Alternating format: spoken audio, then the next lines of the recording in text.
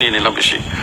আমার একজন মায়ের সঙ্গে কথা হচ্ছিল, আমরা এক ফ্লাইটে আসছিলাম রংপুর সৈয়দপুর থেকে। উনি বলছেন যে এই যে আপনাকে পেয়ে ভালোই হয়েছে, আপনি শিক্ষামন্ত্রীকে গিয়ে একটা কথা বলবেন যে এই যে আপনারা কারুকলা শুরু করেছেন স্কুলে পড়ানো, এটা পড়ে কি হবে, আমার ছেলে কি জয়নুল আবেদিন হবে?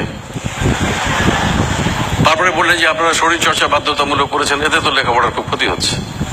তো একজন মা বলছেন যে বাচ্চার কথা এইভাবে বলছেন। তো আমি তখন ওনাকে বললাম যে আচ্ছা, আপনার বাচ্চাকে আপনি কিভাবে মানুষ করতে চান? বলেন না, লেখাপড়া শিখবে, ভালো চাকরি করবে। নিশ্চয়ই আমরা সবাই চাই যে আমাদের ছেলেমেয়েরা লেখাপড়া শিখে ভালো ফল করবে, ভালো চাকরি করবে, ব্যবসা করবে, অনেক টাকা আয় করবে। আমি একটা নিশ্চিন্ত জীবন যাপন করবো, ছেলেমেয়েরা আয় করলে তো আমরা নিশ্চিন্ত।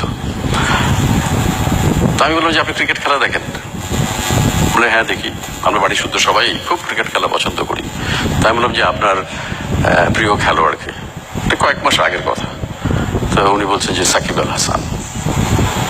তো আমি বললাম যে আপনি কি জানেন যে সাকিব আল হাসান কয়েকদিন পরে IPL এ খেলতে যাচ্ছে ইন্ডিয়াতে?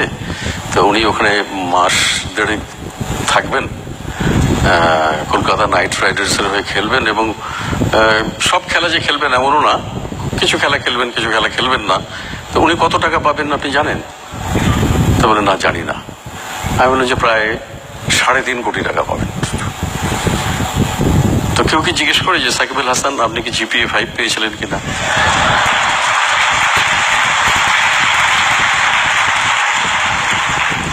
আমি বললাম যে আমাদের একজন MP আছেন, সংসদ সদস্য, খুব ভালো গান করেন, মমতাজ বেগম।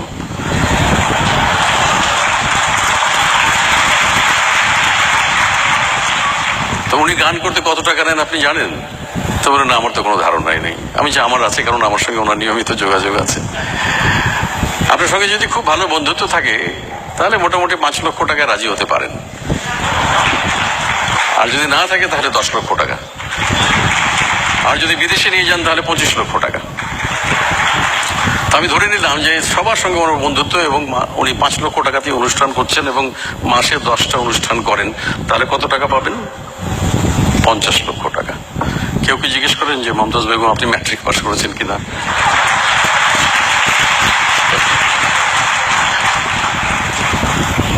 তো আমি বললাম যে আসলে পয়সা তো নানান ভাবে আয় করা যায়, তার জন্য যে সবসময় আপনাকে মহাপণ্ডিত হতে হবে এমন কোনো কথা নয়। আমি বলছি না যে আপনার ছেলে মেয়ের লেখাপড়া আপনি বন্ধ করে দিয়ে তাকে ক্রিকেট খেলতে নামিয়ে দেন, সেটা বলছি না। কিন্তু সাকিব আল হাসান তো মাস্টার্স পাস করা ছেলে, আমি জানি।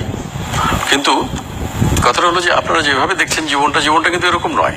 আমি আরো বললাম যে আমাদের একজন বিখ্যাত শিল্পী কাইয়ুম চৌধুরী মারা গেছেন কিছুদিন আগে। তার একটা পেইন্টিং এর দাম এখন, একটা তেল রঙের পেইন্টিং এর দাম 30 থেকে 50 লক্ষ টাকা একটা। তা কেউ তো জিজ্ঞেস করেন, কোনোদিন খোঁজ করেননি যে কাইয়ুম চৌধুরী কি পাশ করেছেন? সুতরাং মানুষের মেধার বিকাশ নানান ভাবে হতে পারে। আমাদের সন্তানদের মধ্যে কিন্তু সেই সম্ভাবনাগুলো আমরা দেখবার কোনো চেষ্টা করি না। আমরা শুধু পাস, রেজাল্ট, ভালো রেজাল্ট, ক্লাসে তো একজন ছেলে ফার্স্ট হবে, একজন ছেলে সেকেন্ড হবে, তাই বলে যারা ফার্স্ট, সেকেন্ড, থার্ড, ফোর্থ এগুলো হবে না তাদেরকে আমরা বঙ্গোপসাগরে ভাসিয়ে দেবো? আমি তো বুঝতে পারি না। তাদের দিয়ে আর কিছু হবে না। আমি জানি না জামান ভাই কত ভালো ছাত্র ছিলেন,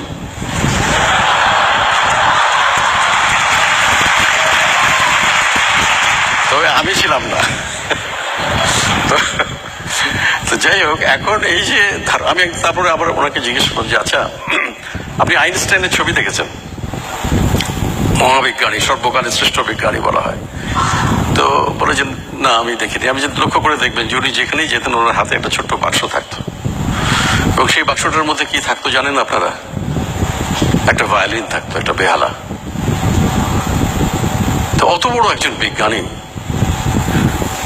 তার যদি বেহালা শেখার সময় হয়ে থাকে এবং বেহালা বাজানোর সময় থাকে, তা আমরা এমন কি পণ্ডিত হয়েছে যে আমাদের একটু গান করার সময় হবে না, একটা কবিতা পড়ার সময় হবে না, একটা ছবি আঁকার সময় হবে না?